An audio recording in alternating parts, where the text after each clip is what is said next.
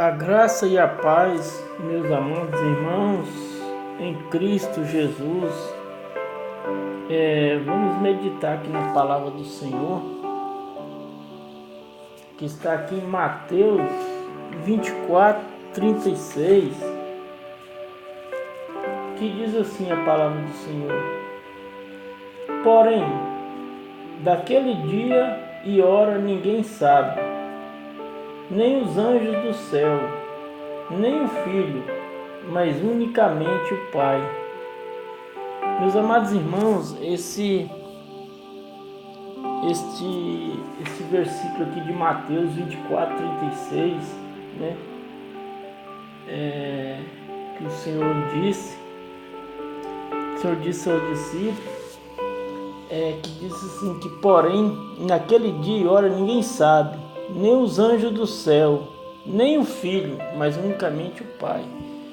Ora, meus amados irmãos, Jesus ele é Deus, né? É claro que o Filho, Jesus é Deus. O Filho é o mesmo Pai, né? Então Jesus ele sabe quando vai acontecer o arrebatamento. Jesus ele estava nos querendo nos dizer aqui, nessa simbologia aqui, Jesus estava nos querendo dizer sobre o casamento judaico, né? Jesus ele vem buscar a sua igreja amada, a sua noiva, a modos de um casamento judaico, né? Então por isso que no casamento judaico é só o pai que sabe o dia do casamento, né? Só o pai que sabe o dia do casamento do noivo, né? O pai do noivo que sabe o dia do casamento. Então o Senhor Jesus, Senhor Jesus, ele é judeu, ele veio dos judeus. Então Jesus ele vem buscar a sua noiva a modos de um casamento judaico, né? Por isso que o Senhor diz aqui: porém naquele dia e hora ninguém sabe, nem os anjos do céu, nem o Filho, mas unicamente o Pai. Não é que Jesus não estava querendo dizer que ele não sabia, que Jesus ele sabe, porque ele é Deus, né? Ele estava querendo dizer que ele vinha buscar a noiva dele na simbologia de um casamento judaico, né? Então é isso que o Senhor Jesus estava querendo nos dizer aqui. Então, meus amados, ele tem muita diferença entre o harpazo e a parousia, né? O harpazo significa o arrebatamento, né? O harpazo, o que significa harpazo? É levar rápido, arrancar com força, né? E a parousia significa a segunda vinda, né? Como está lá em Lucas 21:27, que diz assim: então verão vir o Filho do Homem numa nuvem com poder e grande glória. Então, sim, aqui que representa a parousia, quer dizer, a segunda vinda em Jerusalém, né? Quando o Senhor descer e pisar com seu pé sobre o Monte das Oliveiras, né? Então aqui o Senhor estava falando aqui em Lucas 21:27 sobre a segunda vinda, né? Então aqui em Mateus 24:36 o Senhor está falando do arrebatamento, né? Porém aquele dia e hora ninguém sabe, nem o Filho, nem os anjos do céu, nem o Filho, mas unicamente o Pai. Justamente que o Senhor estava falando aqui, que ele vem buscar a igreja dele no modo de um casamento judaico, né? Que o casamento judaico, o noivo fica no altar, né? O noivo está no altar, igual Jesus está nos céus. Aí o Espírito Santo leva a noiva até os ares, né? E o Senhor Jesus vem encontrar com a noiva dele nos ares, né? Então tipifica o casamento judaico, né? O casamento judaico. Então aí nesse versículo aqui 24:36 de Mateus tipifica o casamento judaico. O Senhor vem buscar sua noiva no casamento judaico, né? Mais um versículo aqui sobre o arrebatamento, né? Que está lá em Apocalipse 3:10, que diz assim a palavra do Senhor: como guardaste a palavra da minha paciência, também eu te guardarei da hora da tentação que há de vir sobre todo mundo para tentar os que habitam na terra. Aqui o Senhor é muito claro, esse Apocalipse 3:10, mas tipifica o arrebatamento, que o Senhor ele vai retirar seu povo aqui antes da grande tribulação. Os que estão aguardando o arrebatamento, o Senhor vai resgatar eles, vai tirar no harpazo antes da grande tribulação, né? Mais um texto E aqui mais um texto sobre a segunda vinda de Jesus, né? Porque nós temos que diferenciar arrebatamento e a segunda vinda. São em duas partes, né? Muitas pessoas, muitos pregadores falam que é só existe os pós-tribulacionistas sempre falam que só tem uma vinda só, né? Que é a parousia, né? Mas não, aqui nós temos que entender, nós temos que estudar as escrituras para nós entender, né? Aqui mais um texto que relata sobre a parousia, que está lá em Apocalipse 1:7, que diz assim: eis que vem com as nuvens, e todo olho verá, até os mesmos que os traspassaram, e todas as tribos da terra lamentarão sobre ele. Sim, amém. Então veja bem, meus amados irmãos, esse Apocalipse 1:7 representa a parousia, né? A segunda vinda em Jerusalém, que aqui se diz, eis que vem e vem com as nuvens. O que quer dizer as nuvens? As nuvens que o Senhor vai retornar em Jerusalém na segunda vinda são com os que foram arrebatados. A nuvem aqui não está falando dessas nuvens normal, né? Atmosférica. Aqui Jesus está falando das nuvens de santos. São os que foram arrebatados, que vão retornar com o Senhor na segunda vinda, lá em Jerusalém, né? Então, a nuvem que o Senhor está relatando aqui não é nuvem dessas nuvens que tem na atmosfera, não. Jesus está falando aqui da nuvem de santos, os que foram arrebatados após 7 anos, vão retornar com o Senhor em Jerusalém, né? Quando o Senhor colocar o pé sobre o Monte das Oliveiras, né? Então, aqui continuando, que diz assim também: aos mesmos que transpassaram. O que transpassaram aqui representa, aqui fala do povo judeu, né? Que o povo judeu, eles crucificaram Jesus, eles não aceitaram Jesus.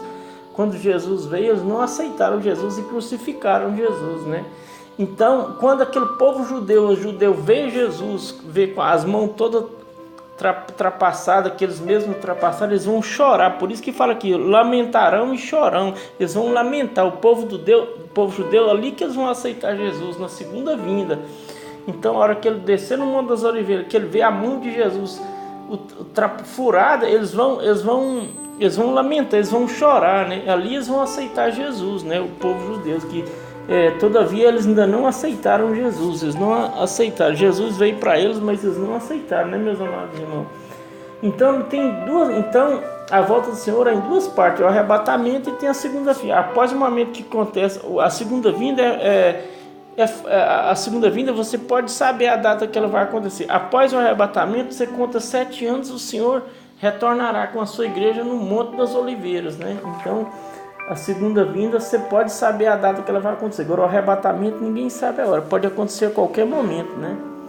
Então, aqui em 1 Tessalonicenses 4,17, é mais um versículo que fala sobre o arrebatamento, que diz assim: depois nós, os que ficarmos vivos, seremos arrebatados juntamente com ele nas nuvens e encontraremos com o Senhor nos ares. E assim estaremos sempre com o Senhor. Então, esse texto aqui de 1 Tessalonicenses 4,17 tipifica o arrebatamento, né? Então, nós cristãos, nós temos que estar preparados. Não há tempo nem que se preparar, né, meus amados irmãos? Nós temos que estar preparados para a volta do Senhor Jesus, né? É porque quando nós aceitamos o Senhor Jesus, nós temos o chamado de ser santo, né, meus amados irmãos? Então, meus amados, existem vários tipos de chamada, né? A chamada para a salvação, que está lá em Mateus 11:28, a chamada para ministério, que está lá em Marcos 3:13, né? E a chamada para ser santos, que ser santo, que está lá em Romanos 1:7, né? Todos nós, meus amados, todos nós somos chamados tanto para a salvação como para o ministério, né? E devemos, né, meus amados, devemos produzir o fruto da santificação, né? Que está lá em Romanos 6:22, né?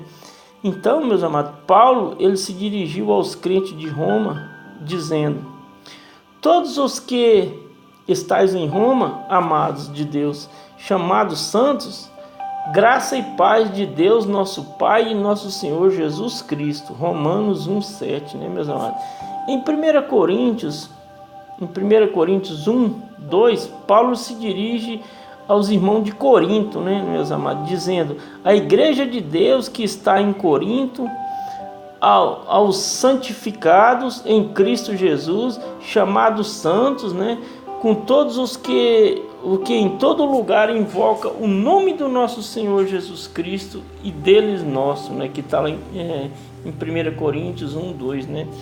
E também em Efésios 1:4, Paulo descreve dizendo: também nos elegeu nele antes da fundação do mundo, para que fôssemos santos e irrepreensíveis diante dele em amor, né? Em Efésios 1:4. Então são várias passagens bíblicas que nos relatam para que nós temos que andar uma vida de santidade. Então, a partir do momento que nós aceitamos Jesus, a nossa vida ela tem que ser mudada. Nós não podemos viver como vivia antes, né, meus amados irmãos? Como está lá em 1 Pedro 16:17, o apóstolo nos aconselha dizendo: portanto, escrito está, sede santo, porque eu sou santo.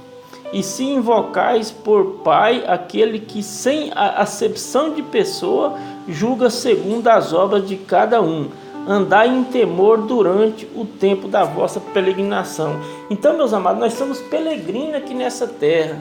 Nós somos peregrinos, nós estamos de passagem, como o apóstolo Paulo acabou de refutar aqui nesse versículo. Então nós temos que viver uma vida santa. Nós estamos no mundo, mas não pertencemos ao mundo. Nós somos peregrinos aqui nessa terra, né, meus amados irmãos?